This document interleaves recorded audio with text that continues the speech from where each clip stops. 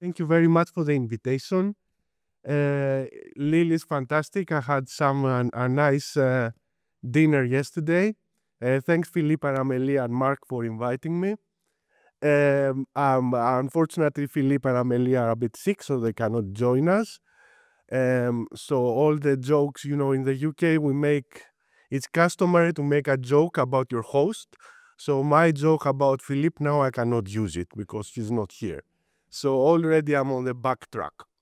So as all Mark said, I'm an MRC Career Development Fellow. That for you in the UK system, that's kind of in between an ERC starting grant and an ERC consolidator grant. So it's a mid-career award. So I have my own kind of lab. I just started it. I have a lab of one under the auspices in Mark's division at Imperial. And I'm responsible to implement the vision that I sold to the funders. So what's the vision? So here you will hear about the kidney a lot. I know I'm talking into the dragon's den because you guys are doing liver, pancreas, gut that we heard. I don't know if you do anything with the kidney, but what I want to achieve with my research is to find ways to preserve kidney function, especially in populations at high risk of losing kidney function, and that is people with type 2 diabetes and or hypertension. And there are a number of ways to do that. First, we can stratify these people better, so we can tell the doctors, this person is more at risk to develop kidney disease. Maybe you should see them once every 2 months instead of once a year. Then decide which drugs, what approaches work better for which people. Maybe repurpose existing drugs or prescribe better instead of giving everything to everyone. Maybe decide this drug is better for this person. And finally, the most difficult, to find new ways to treat the kidney. So a brief introduction about the kidney. I'm not going to talk to you about physiology. This is how it looks. The basic unit is a nephron. And we are born with around 1 million of those in each of our kidneys. And it's a little bit like neurons.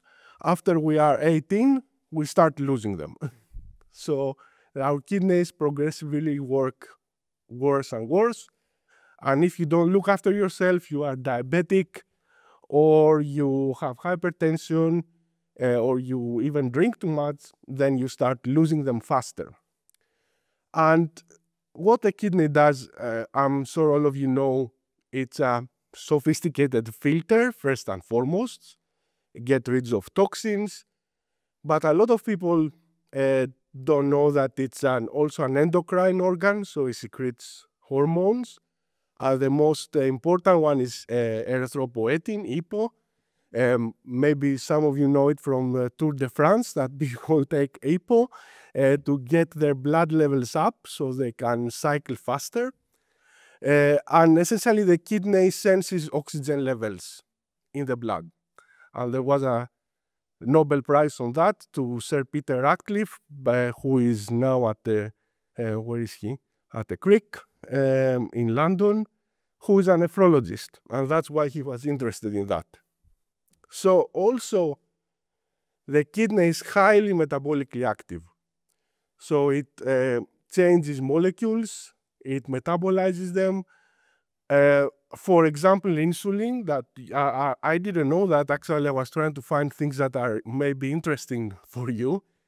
And I found out that 25% of the insulin we produced is degraded in the kidney every day. So that's why diabetics that also have kidney disease, actually they reduce their metformin and their insulin drugs because they don't need as much.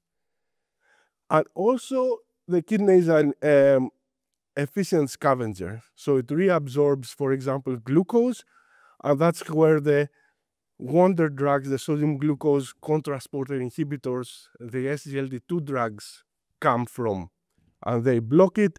So instead of reabsorbing glucose, it just goes in the urine, so you lower glucose levels. So why is it important as well? So kidney patients have kidney disease has a high prevalence, has increased mortality, and it costs a lot of money.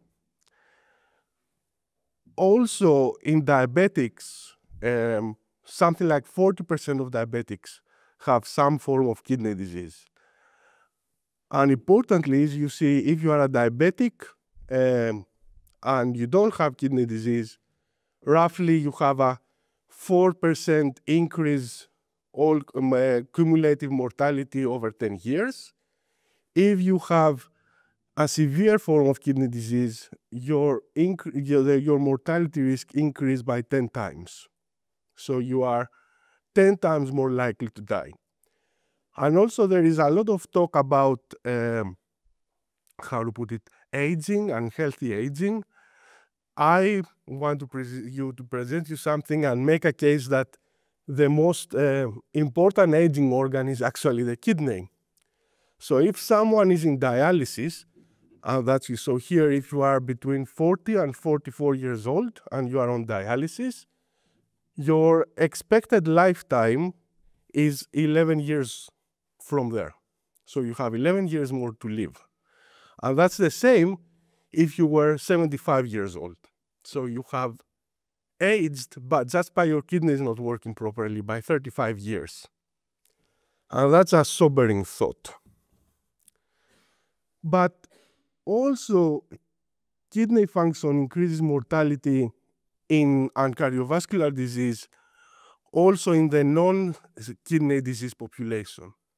So these results are in the general population.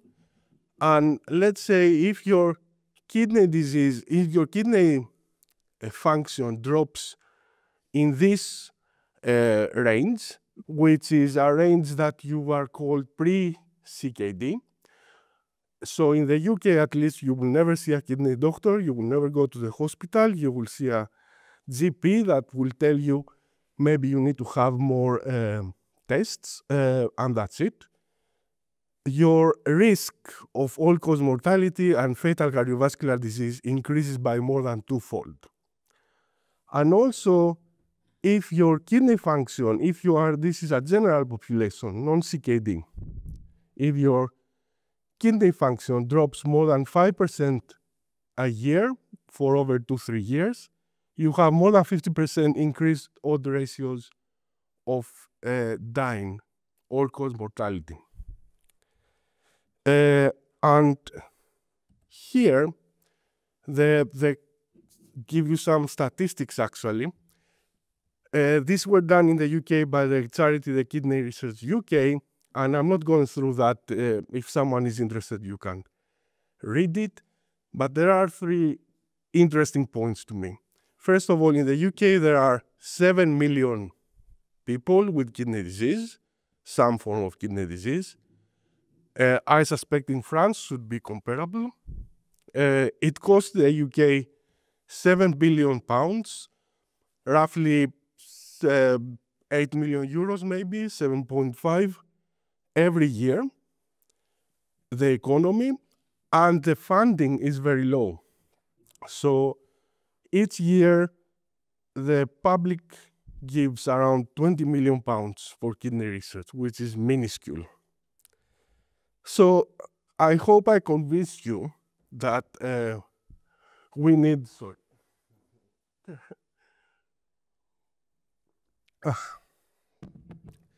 that we need some new approaches to treat kidney disease. And something that has been underrepresented is the microbiome. So what is the microbiome? It's the bacteria that live in our gut. And the microbiome kind of can decode our physical activity, what we eat, and communicates it to our body, to the immune system, cardiovascular system, and the brain. And the way it does that, I'm not going to go through the details, but it secretes a number of molecules. And these have biological activity, and they can communicate to distant organs or in the gut and change their activity. And let's say the prototypical molecule, one that got a lot of attention nearly 15 years ago, is one molecule called trimethylamine N oxide. And work from the Hazen lab showed that this molecule that comes from choline or carnitine that is metabolized in the gut and then in the liver is made into TMAO is linked to higher cardiovascular disease. And there are a number of mechanisms proposed, but also there is a question: what regulates its levels? So the authors of this paper put forward that it's mostly diet.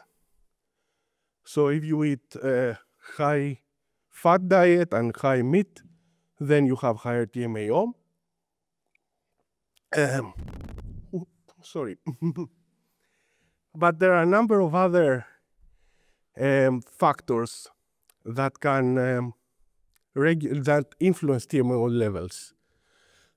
And that could be the microbiome composition, age, sex, kidney function, and disease function.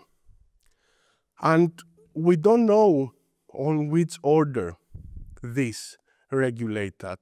So what is more important? The authors here said it's the diet. If you eat a lot of meat, you have higher TMAO. And they made a case that TMAO is the thing that links high meat consumption to cardiovascular disease. But we don't know really. We didn't know. And understanding, I think, was important because it could get us find new ways to reduce TMAO levels, but also find mechanistic targets, find targets that TMAO may be regulated. And to do that, we use a metacardy study, which is around 2,000 people across the cardiometabolic disease spectrum. And this study does something very clever. Instead of waiting 20, 30 years for people to go from health to disease, recruited people across the spectrum so we could compare them fast. And we have a lot of omics for these people. So we have the lab parameters and it's all there. So I will go fairly quick on that because this has been published. But I think it's important for you to understand the reasoning and how I think, let's say, about these things. So based on the metacardy studies, first we see as disease progresses, so from people with metabolic syndrome, type 2 diabetes, or ischemic heart disease, TMAO goes up. It associates with worse cardiometabolic parameters. This is as expected. But then what regulates its levels? And to do that, we used machine learning, like everyone, put these 10 different parameter groups that we have in the algorithm and tried to predict TMAO levels, and then used a feature importance algorithm on top of that to try to see what drives the prediction. And after age, which is the most important, but we cannot do much to change it, kidney function was the most important thing regulating TMAO levels.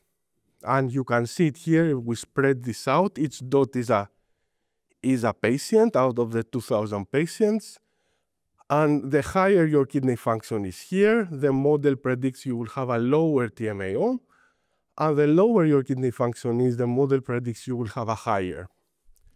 And if you see there is a kind of a divergence thing, and I was happy to see that the divergence is around at 90. And 90 is important because it's the cutoff between normal kidney function and kidney disease. Then we looked at the food. Actually, there was no association between red meat intake and TMAO. The microbiome levels here, I mean, if we split it, there were some associations with the microbiome, but they were significant, but not very strong. So taking it all together, it looked like the kidney was the most important thing. And then we did a kind of rudimentary causality analysis. I mean, like the poor man's Mendelian randomization. It's called mediation analysis. And we know that with age, kidney function goes down. And then we looked if you have TMAO, does that accelerate the process? And in the people fairly with metabolic syndrome, it had a significant effect by 3%.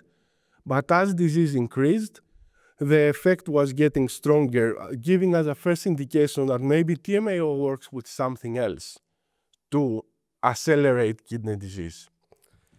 And we decided to test that mechanistically.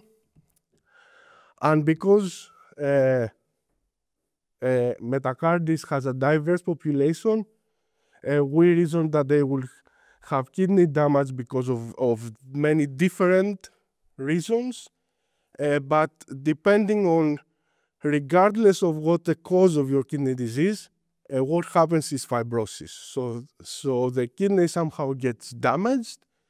It secretes a molecule called TGF-beta1 that recruits inflammatory cells, but also activates resident fibroblasts in the kidney. The recruited inflammatory cells secrete more cytokines, so it's a vicious circle. Then you have more resident fibroblasts differentiating, so they start expressing, upregulating these markers, and these are the cells that make collagen and scar the kidney. So we said, okay, we will look at fibrosis.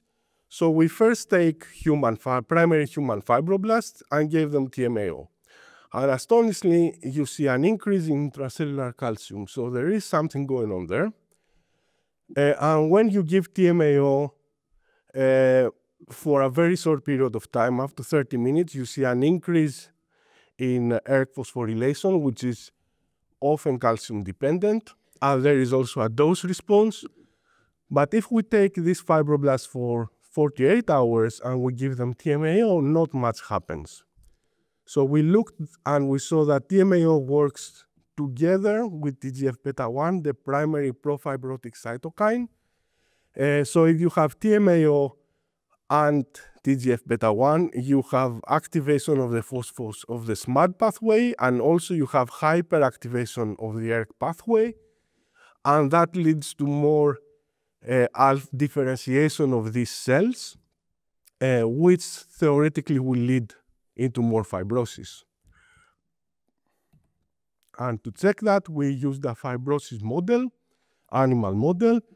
It's called the ureter obstruction model. So we take mice, we gave them TMAO or choline that is converted into TMAO for 6 weeks to prime them. And then you do a ligation in one, you obstruct one ureter, one kidney, and that would lead to fibrosis fairly quickly. But the other kidney is working perfectly fine, so it could be the same animal, could be the control, and the experimental, and the experimental animal. So it's a really good model that. So we do the UO for 5 days, so the kidneys are damaged but not completely destroyed. And we checked for differentiation. Here is alpha smooth muscle actin. And we see that there is a higher increase in the injured kidney. Here is the control. If you have TMAO, you have more fibroblast differentiation. If you have choline, you have again more. And we see the same thing with Western blots. So it looks like about here at the top, at the control kidneys, the ones that are not injured on the same animal, TMAO or choline do not seem to have an effect on fibrosis. And then, okay, we saw that the kidney seems to be important. Can we go back and find a way to change through kidney function TMAO levels? And that's the first indication. So we used again the machine learning to see which drugs in diabetics associate or predict higher kidney function. And the top drug that came up is the GLP-1 receptor agonist, which is also known from the human trials that has renoprotective effects.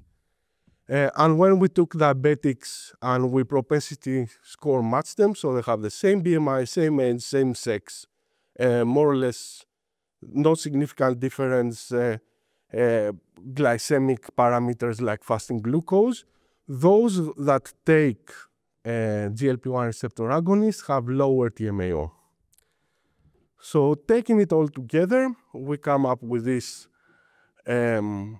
proposal that if you are at a lower stage, let's say you have metabolic syndrome, your kidney function is the primary modulator of your serum TMAO levels. And the reason for that is, of course, the microbiome. I need to make a distinction here. The microbiome and the diet are important. So if you don't eat any meat, you will have very low TMAO. If you take antibiotics, you have very low TMAO.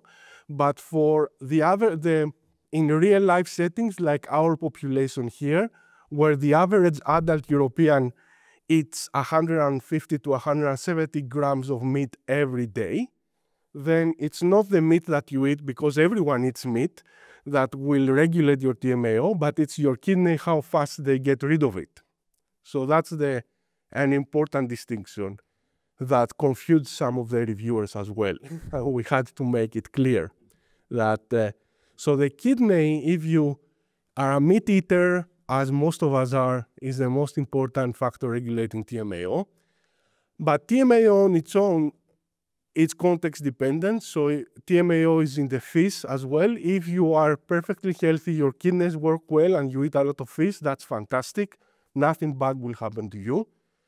But if you have type 2 diabetes or a condition like hypertension that also increases TGF-beta1 signaling in your kidney, then you have a so-called two-hit model. So you have TMAOs and something else, and TMAO seems to making things worse. And then we have this bad cycle where you have your kidney is not working very well, your TMAO goes up, your kidney starts working even worse, then you have even more TMAO, and this goes on, and that could contribute to excess cardiovascular mortality. And the way to maybe break the cycle is to use, in these particular people who are more at risk, use renoprotective medication. So going further, so that the take, if you are not interested in TMAO and the kidney, I think that the take-home message here would be, you know what, we can take a human study, use some machine learning and algorithm to try to explain something, and we can use this explanation to study biological mechanism, and maybe even have a hint that we can then formally try to test in the clinic of how to reduce that problem, whatever insult it is.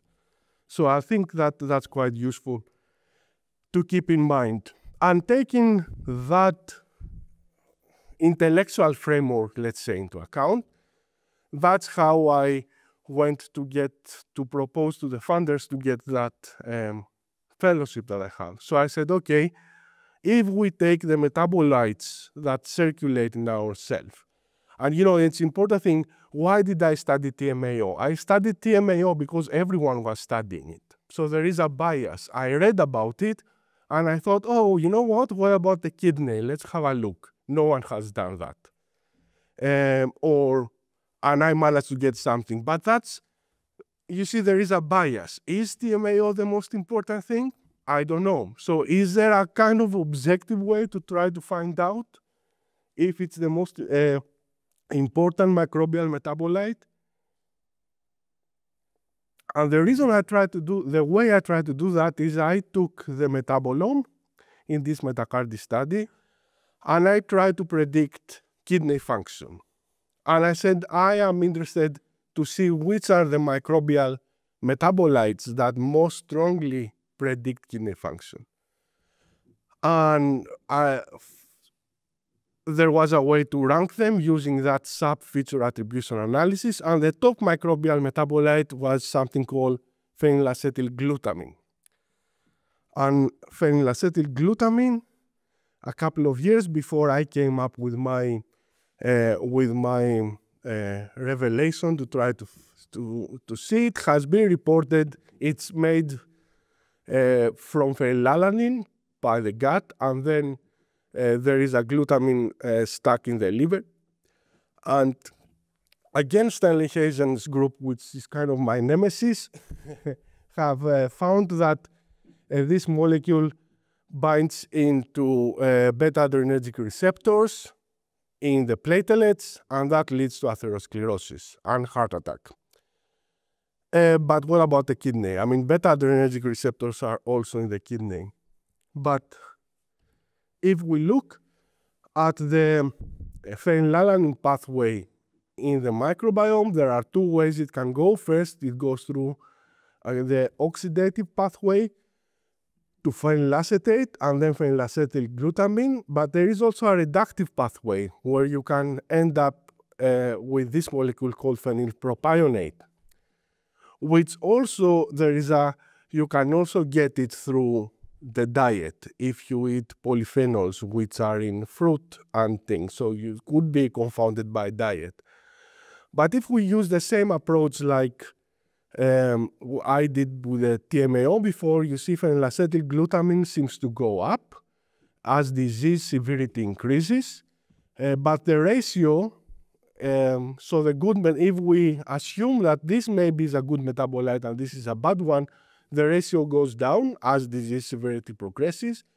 And in people with ischemic heart disease, phenylpropionate associates with many good stuff, including less albuminuria, so less protein in your urine, which is it's an indication of kidney damage, including and also the ratio, whilst phenylacetylglutamine in these people associates with worse kidney function. So I came up with this nice cartoon where I say, phenylalanine through the microbiome has two fates. It can go through phenylacetylglutamine or through phenylpropionate, and I hypothesize that this balance changes as disease progresses, maybe through the microbiome, maybe through the kidney, who knows, and that's what there is a microbial signature associated with these molecules, different microbial signature. And also importantly, one way to look at the microbiome is look at ecological communities, and this is what these things are here.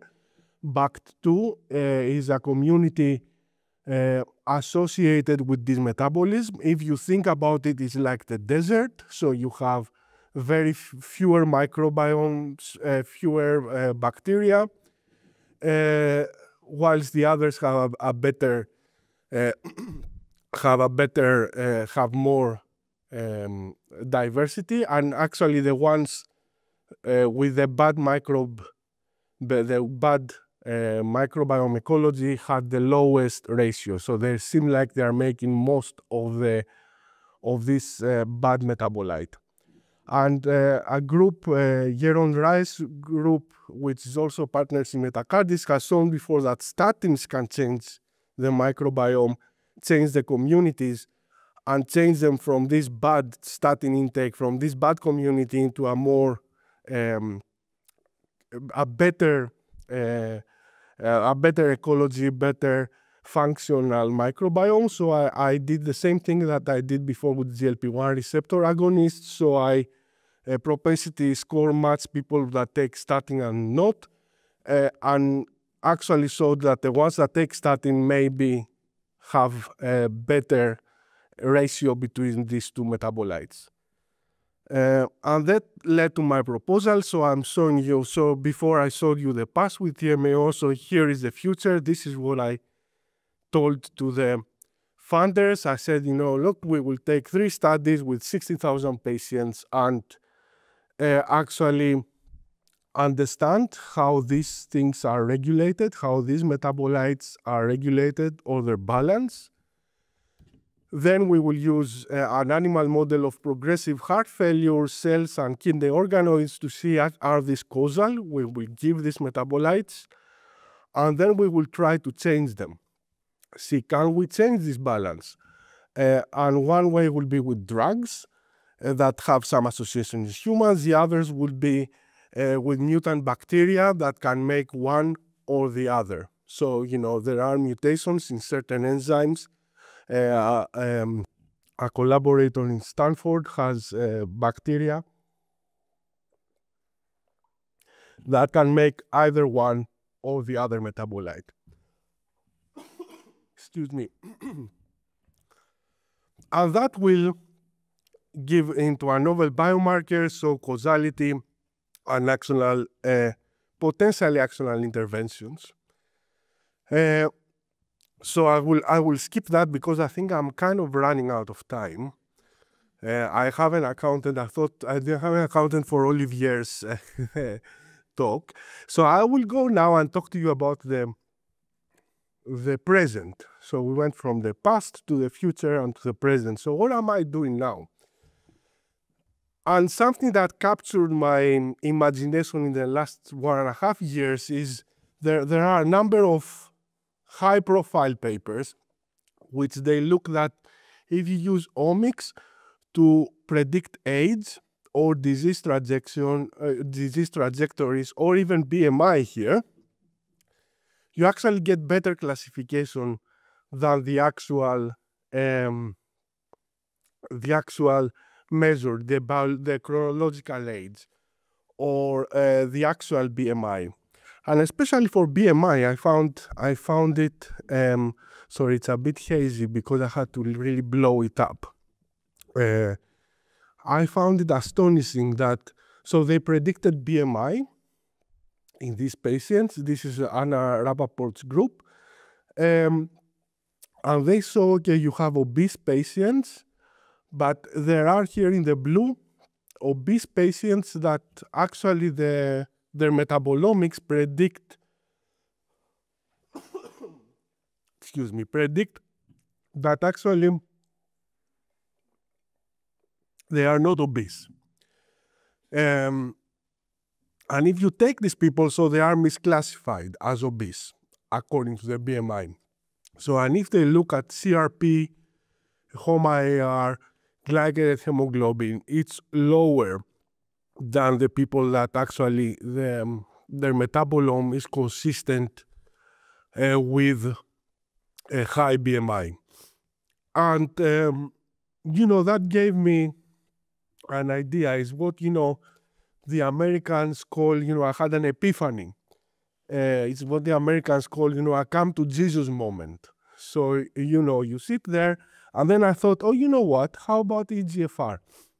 Because EGFR, so that's how they measure kidney function, is a creatinine-based method and with some formulas. And that's how they classify you, how your kidney works, depending of what scores you have. And it has a number of pros. So it's cheap, it's understood by clinicians and patients, and it does an okay job in predicting how well you will do in the future. But it's also influenced by muscle mass and diet. It doesn't work very well for females.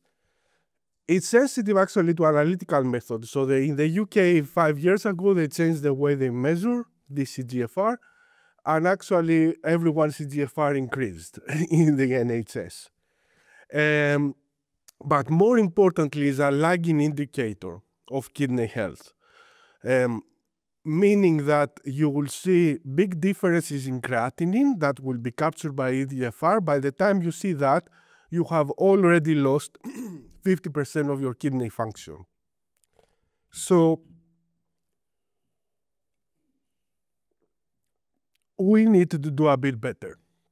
So I thought, okay, let's take metacardies and predict EGFR. I'm not going to go into the technicalities, but I thought because in metacardies, the advantage that we have is chronic kidney disease was an exclusion criterion, but it's a highly cardiovascular risk population, so they have all the risk factors of kidney disease, type 2 diabetes, hypertension, dyslipidemia, but not kidney disease per se. So we did this lasso algorithm, and whoever is interested, we can discuss that later. And then we checked which variable category works best, and actually it's the metabolomics, and that's not surprising because the kidney has a very close relationship with the metabolites. And then we calculated gaps. So what's the gap? So the algorithm predicts a kidney function for you. If you, from that predicted kidney function, you subtract the measured one, if the number is positive, the algorithm predicts that your kidney function is better. If the number is negative, the algorithm predicts that your kidney function does worse. And so we made these gaps with all the metabolites, and we associated them with the bioclinical parameters we have. And of particular interest, we found some variables that are associated with kidney function, like hemoglobin. Remember EPO, I told you before. Serum albumin. Again, kidney filters make sure that we don't lose protein. And the neutrophil leukocyte ratio, so which is an indication of general whole body inflammation, that actually associated with the gaps, but not with EGFR.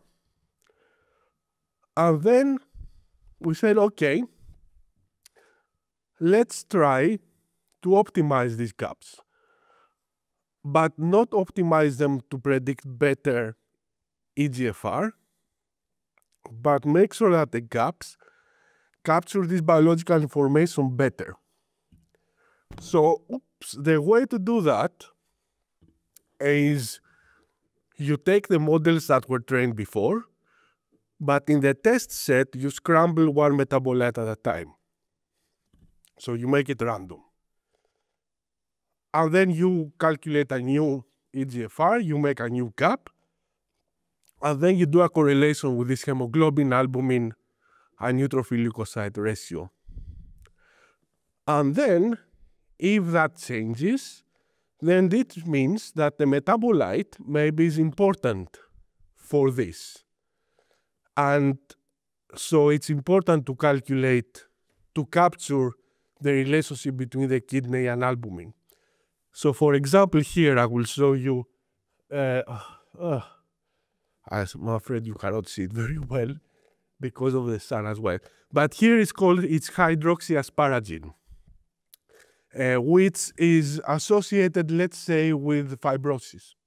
So it's a metabolite that is in collagen. So they say if you have more of this, maybe you have more collagen turnover. So if I scramble this one, I permute this one, and I do a new gap, and I try to correlate it with albumin, here in particular, then I would lose 80% of the association. So I reason that this one actually 6% of the association of the explained variance of EGFR. So I reason that this is important to capture albumin. So if I take all this, only the metabolites over here, so that are important for either albumin, hemoglobin, and NRI, out of the 1,500 metabolites that I start, I end up with roughly 200 for each one. And if I take the intersection, look at the metabolites that are common for everything, hoping that these metabolites capture 3 different aspects, then I get a panel of 66 metabolites. And then if I make gaps train models only with these metabolites, then I see that, for example, in metacarditis, the intersected, let's call it like that, works better than all. So it also captures at baseline less glycated hemoglobin, less insulin, and less also microalbumin. And also associates inversely associates much stronger here at the odd ratio with hypertension at baseline, type 2 diabetes, ischemic heart disease, or atrial fibrillation, all things that happen with the kidney disease. But here, okay, we will say, all right, we used this metacarditis, all good and well, but maybe this is, all rubbish because you just overfit and predict something that and that's a legitimate argument. So we took these metabolites, these models training metacarditis, and went to a different population, which is called, it's the Canadian longitudinal study of aging. So it's a cross-section, let's say, of the adult Canadian population. So these people are much healthier than in metacarditis. So if we predict here, and I will go, if we take the models from metacarditis, we get a 40% explained variance with all the metabolites that are common. This is to give you context in the thing with the BMI when they went to the external validation cohort, they got 0.3%, so we do better than them, so it's okay. But also interestingly, if we take the intersected model, actually it goes to 0.5%. It improves predictions in CLSA.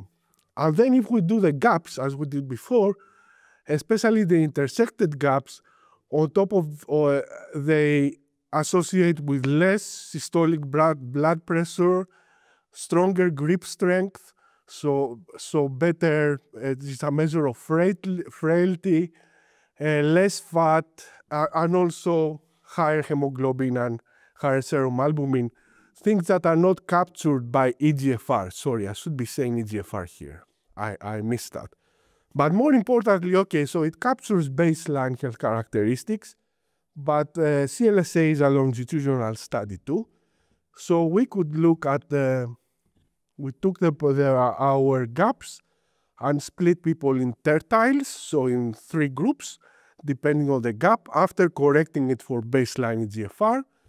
So these people in the red have the lowest tertile, so the algorithm says you guys are doing, your kidney is not doing very well, and people with the blue have the highest. And if you see over 6.5 years, which is the follow-up ratio, they have 2, especially in the intersected here, people with predicted lowest kidney gaps, they have a 3 to 4-fold increase in cumulative mortality comparison to people with lower gaps. And we can make that more formally doing the Cox regression. And here is the most stringent model where we have also EGFR, age, sex, and the Framingham risk score as an indication of baseline cardiovascular risk. And even if we include that, the intersected model does much better. And actually, this is the network classification index. It's a way to see how better the model with the intersected gaps works, captures people who are at risk, who will actually die in comparison to the baseline model, so the baseline model with EGFR, age, sex, and FRS, and it actually does an astonishing 20.9% better. So it captures 20.9% better people who will actually die over 6.5 years. And I was thinking about not doing that because we thought, okay, we also have the genetic information, so we did a GVAS, between the kidney gaps in CLSA. I will show on top is the EGFR. We didn't get many hits. And here we correct, except of the normal stuff, we correct for age, sex, a number of other things like the 10 first, I think the BATs, the 10 principal components of the genetics, but also we collect from the Framingham score. We want things that are not associated with cardiovascular disease necessarily. And there are a number of hits here that achieved genome-wide significance. One is that are interest to me.